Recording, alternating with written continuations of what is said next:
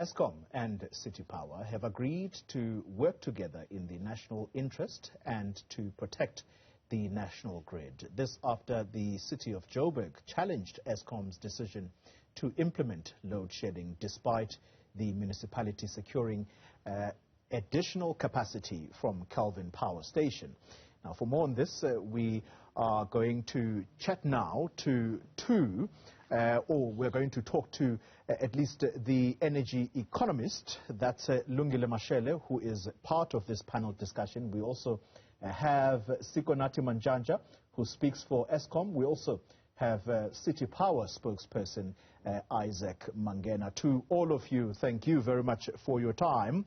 Although some of you had committed to come to studio, I'll forgive you because at least you're still available. Let's start with you, Mr. Mangena. The Johannesburg mayor yesterday, Mpho Mwerane, unveiling what he says were the city's plans to reduce dependency on Eskom.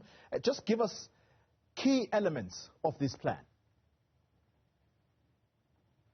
Thanks, Chloe, and good morning to the viewers. Yes, yesterday the Executive Mayor, Councillor Mpho Mwerane, basically launched the energy mix plan, which seeks to ensure that as the city we find alternatives to what we are having now with Eskom.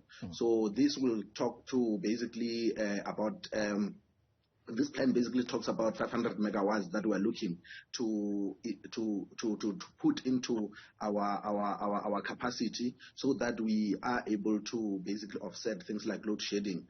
This 500 megawatts, we're looking to get it from things like your solar energy and also gas and even waste to energy sources. So that plan is very progressive one. We're actually not hoping, we are going to be launching it this Friday. It's going to start this Friday with the invite to independent power producers to basically bring proposals around this so that we're able to see where and how we can basically go with this one. Well, this sounds very optimistic, Mr. Mangena. What's the timeline, particularly for these independent power producers to give you solar energy and gas? The timeline is, we are looking at 2 years. I want to point out that the work about this thing started a long time ago, basically about at least 3-4 years ago, when we started with the feasibility studies, because by that time we had already noticed that the current supply that we're getting is not talking to our developmental goals as the city and the investments that we're trying to attract as the city. So this has been going on for some time, but the timelines we are looking at about 1 year and 2 years coming to ensure that at least we've got a certain capacity already being pumped onto our, increasing our capacity of electricity supply to the residents. But also remember, we're also talking about the plans to take over some of the areas supplied by Eskom. This comes at a proper time basically for us to ensure that even those kind of needs that we are having, with that kind of a plan can be basically catered for. Mr. Mantshantsha, let's come to you. Recently, Eskom smoking what I would say is a peace pipe after threats to take you to court by City Power if you did not exempt residents of Johannesburg from experiencing load shedding. So, now that you're working together, are you aware of these plans? Mr. Mangena talks about 2 years that we, residents of Johannesburg, might actually start to see the back of load shedding. Mr. Mangena is talking about the city's plans, the municipality's plans about its own supply, which has at this point nothing to do with Eskom. What Eskom and City Power have is an agreement where City Power is the distributor of electricity in certain areas of Johannesburg. Eskom does the rest, and we have an agreement on that. We did say jointly with City Power this week that the technical teams from both sides would meet in order to establish whether the Kelvin power station does have additional capacity to be able to help City Power to shield its own customers in the city of Johannesburg from stage 1 or stage 2 load shedding. The meeting did happen on Monday together with the two parties as well as the operator of the Kelvin power station.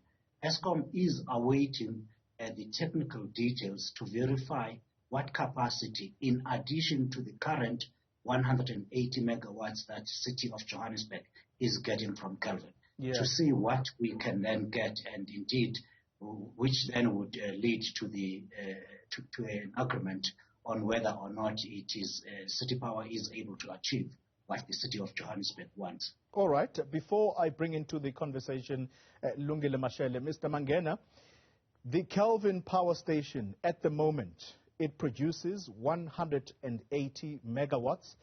What have you been told about what extra capacity can it produce? Mr. Mantshantsha is correct. We basically what we did at the beginning of the month was to basically sign a power purchase agreement with Kelvin Power Station, which will see City of Johannesburg. In fact, 180 megawatts was understated from the exercise that we did prior to going into this meeting that Mantshantsha is talking about on Monday. We basically re-looked at the technical report that we sent to Eskom, and it showed that we basically can actually get up to, for now, we will be getting 220 megawatts extra, and we can get up to at least 260 megawatts extra, which by its own basically can be able to cushion the City of Johannesburg from load shedding. Remember, this is not the first time this thing has been done. In 2018, 2019, we did have a situation where we managed to basically tap into Kelvin when Eskom was load shedding stage 1 and stage 2, and the people of the City of Johannesburg were not affected by this. So with these new players, independent power producers that we're busy talking to, which Kelvin is one of them, and these new proposals that we're opening up for, obviously, every time we have a new player coming through, we will be talking to Eskom because we've got budgetary and regulatory obligations with Eskom to ensure that we notify them of what we can be able to do with the new capacity that we're getting. Ms. Mashele, you've had a listen to what these two parties have had to say. I'm not so optimistic, but you are the energy economist. Firstly, 2 years to basically build this clean energy source from solar and gas. Is that possible? It's definitely possible. So the feasibility studies have been completed. Now they're going out to market through an RFP. It depends on how long that process alone will take. However, we do know that you can build a solar PV project in about 18 months, and I'm referring to utility scale now. However, if you're doing something much smaller, it will take less amount of time as well. So it will depend on the sizing and the capacity. The other thing is that even if they're referring to gas, there is currently gas, Egoli gas in the city in any event. It would just be about looking at a site, looking at reticulation of that gas also. So these projects can happen within 24 months. It's primarily about the willingness, the funding as well, and of course, how quick they can get through the procurement process. Mr. Mangena, where are you going to get the money from? Funding is key here.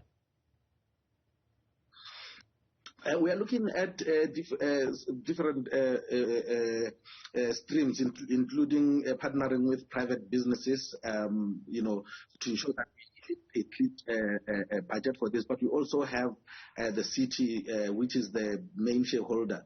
Already, the work has already started, in fact, on some of this project to test them to see how they can basically work. We've already budgeted about 10 billion rands for that to continue. So we are obviously talking to potential partners who can be able to also assist, because we cannot obviously do this alone as government. So we're looking at private investors as well to ensure that we basically pull this off.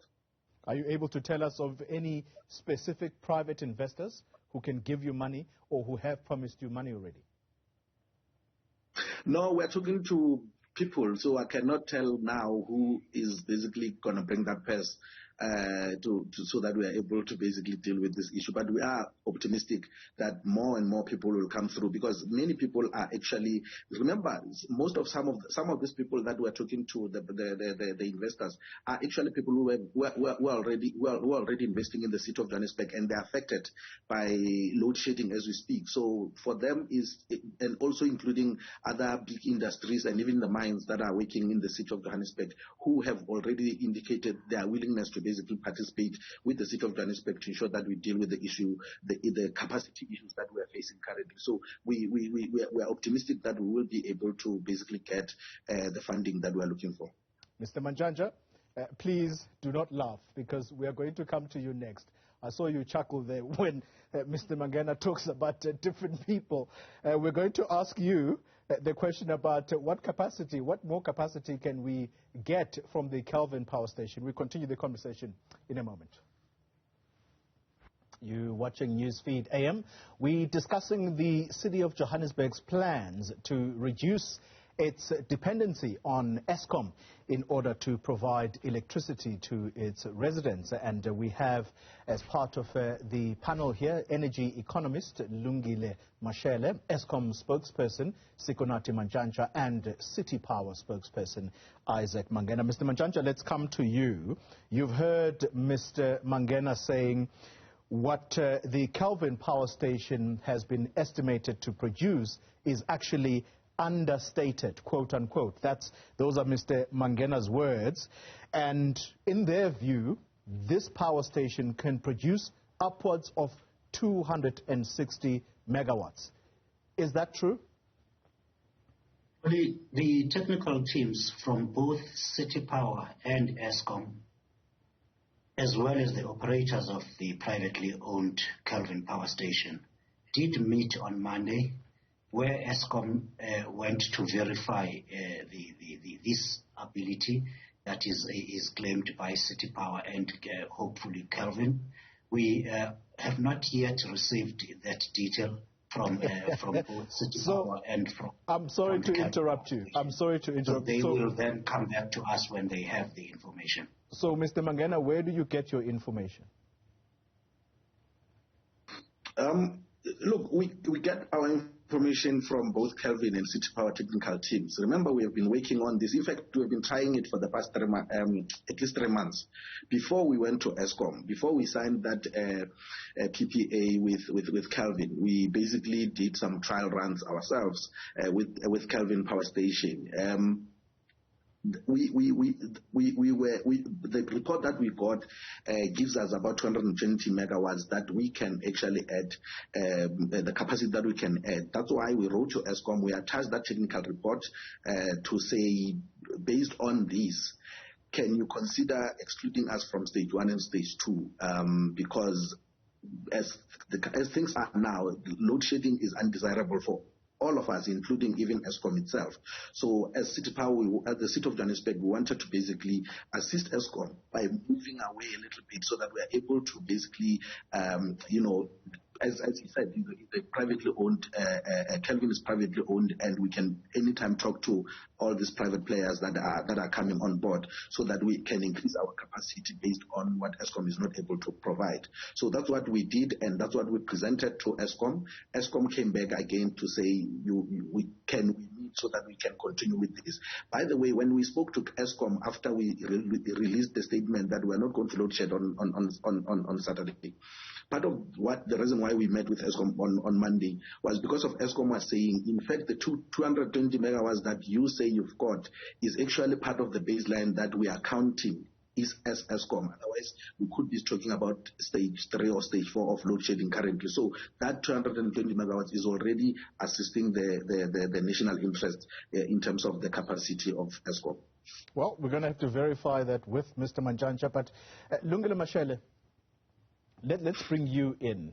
The talk between these two entities, if we could call them that, does that give you promise that indeed the Johannesburg residents at least can enjoy some kind of independence from Eskom in terms of provision of power to residents uninterrupted. And I speak here with the Steenbras power station in Cape Town, which comes in very handy whenever there is load shedding. The residents in Cape Town, if we're on stage 1, for example, they don't experience load shedding at all.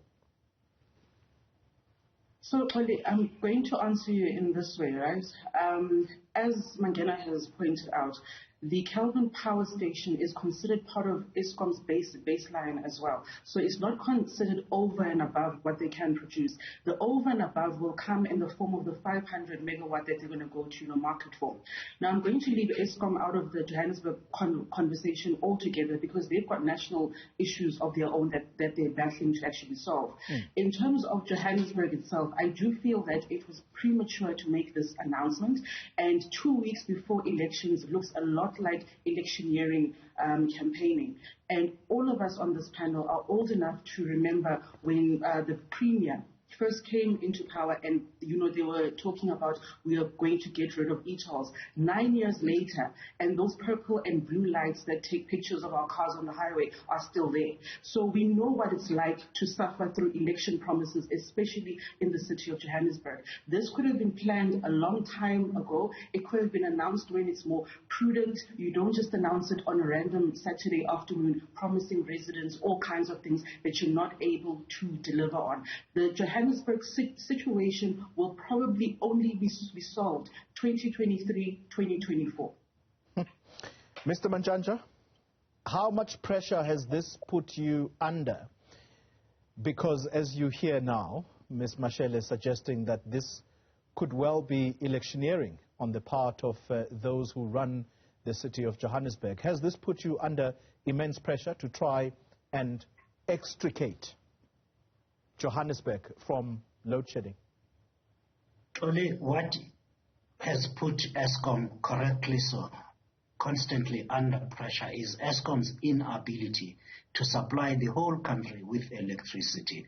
That includes the city of Johannesburg and all our customers.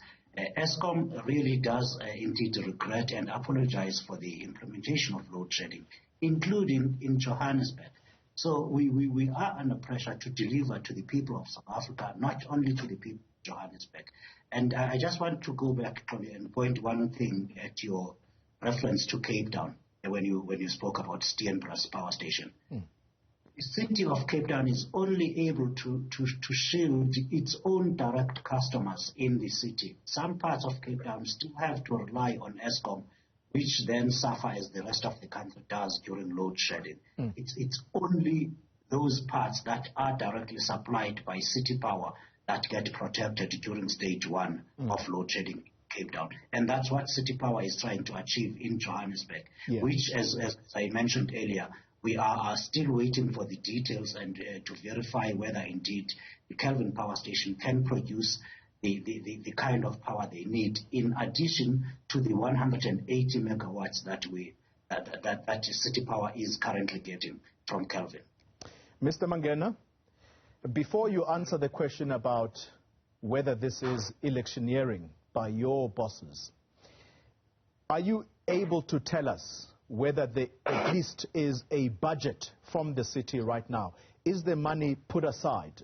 Leave aside the issue of investors, potential investors that you are speaking to try and fund this. Is there some money at least put aside so that the city can actually start working aggressively on these plans? As I mentioned, Chloe, groundwork has been done. In fact, it started 2 years ago, and 10 billion rand was budgeted for this, and we continue doing that work going into the next 2 years, where we are hoping that we will be ready to basically bring in some. I want to basically also point out that already we've got waste to energy facility in near Boisens, where we are actually generating 1%. Of 1% of what we are basically using. Is not much, obviously, but we've been doing trials here and there. So 10 billion already is being budgeted for this work, and we are hoping that, obviously, talking to other private investors, will be able to basically aggressively, as you put it, roll it out to ensure that it's there by at least 2024. Are these on the issue of Yes. Are these false promises, though, on the eve of an election? Look, the issue of election time is a coincidence, really, clearly, because, as I mentioned earlier, this is not the first time it was done. It was done in 2018, 2019. 2018, 2019, it was a different political principles in the city of Johannesburg. And I don't think at that moment, at that time, anyone did mention that maybe this is part of those political principles then to try and get, stay in power in the city of Johannesburg. It was done purely for the interest of the residents of the city of Johannesburg. It wasn't if we were getting reliable electricity from Eskom, all these things were not going to be happening. So because of the pressures that we are also getting from our own customers, our own residents, over the issue of load shedding, that's why we are moving around to try and find the alternatives to cut the over-reliance on Eskom. So it's got nothing to do with electioneering. We have been waiting for the past 2 years when even election date was not even known, and we are announcing it now because of Eskom is again load shedding us. So that's why it's here. Lungile Mashele, this is pure coincidence. It's not electioneering. In fact, they're saying that they have budgeted 10 billion to try and get this clean energy going. Well, there have been a number of projects that the city has been involved in over the last couple of years, and everybody knows about those.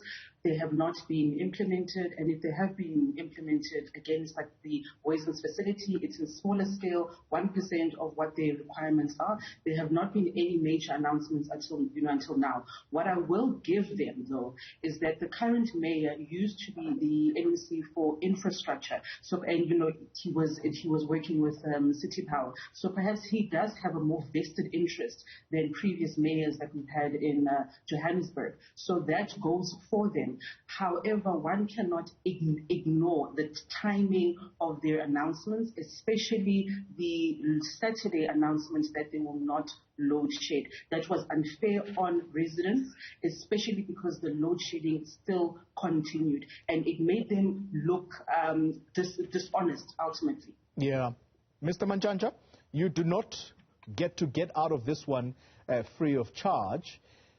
Are you implementing load shedding in order to build some reserves so that the local government elections go without a hitch? In other words, we won't experience load shedding during the course of the vote counting. Actually, Eskom is implementing load shedding because it has a shortage of generation capacity. It is unable to fully meet the requirements of South Africa currently. That is the reason we are implementing load shedding. We are also implementing load shedding in order to make sure that we have enough generation reserves, in order to make sure that we will be able to supply fully South Africa during next week and hopefully for the next few weeks as well. Well, to all of you, thank you very much for your time. At least it has been an informative session. Now we know that these plans, there is some credibility to them, but they do look suspicious, if we were to use the words of Lungile Mashele. Thank you very much for your time. Sikonathi Mantshantsha is with Eskom. Lungile Mashele is an energy expert, and we also had Mr. Mangena, Isaac Mangena, who speaks for City Power. Thanks indeed for your time.